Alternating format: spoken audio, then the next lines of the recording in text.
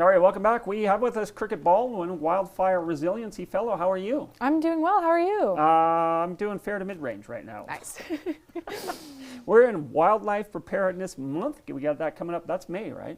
Yes, May is Wildfire Preparedness Month, and May 3rd is Community Wildfire Preparedness Day, so look out for that. I don't know how you remember all these titles like this. So what is the best thing that people can start to do for...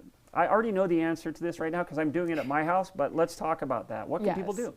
They can work on their defensible space. You've heard me talk about this many, many times. Working on that first 5 feet, zone 0. So from your structure, 5 feet out, clearing dead vegetation, limbing your trees, and just making that much, much cleaner and using hardscaping is really important. The other thing we want to stress is preparing for evacuation. That's part of wildfire safety. So signing up for evacuation alerts through Perimeter or RAVE.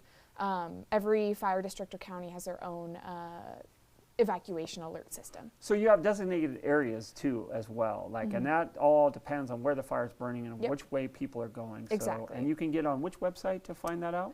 For El Dorado County, that'll be Perimeter.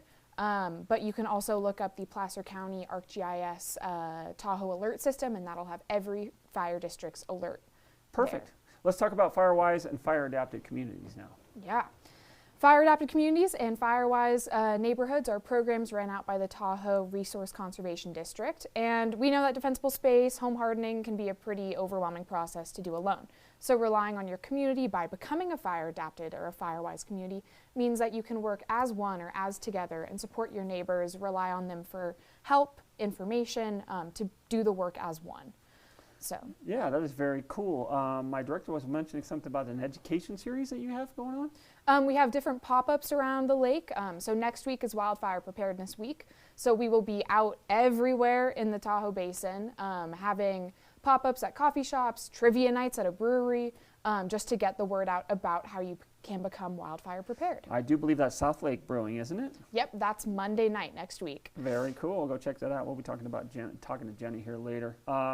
What's the one thing that people should do? If they are going to do the one thing, what is it they should do? Get a defensible space inspection. They're free, they're provided by your fire district, and you'll have a professional come out and tell you exactly what you need to do on your property. And so how do you set that up?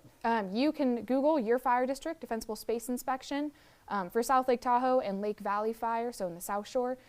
It is in our Instagram bio, so you can sign up from there, and they're completely free. Okay, and then if you cut down your own branches or you do whatever it is you do, you have a chipping service if you put yourself on a calendar. How do people get on the calendar for the fire department to come by and chip those? Exactly. Same thing on our website at South Lake Tahoe Fire. You can access the South Shore chipping program, and so it's a curbside chipping program. It is, again, free. And if you limb your branches, you're able to chip those, and they'll haul those chips away or put them back on your garden if you want them. I got more work to do on my yard. What am I forgetting?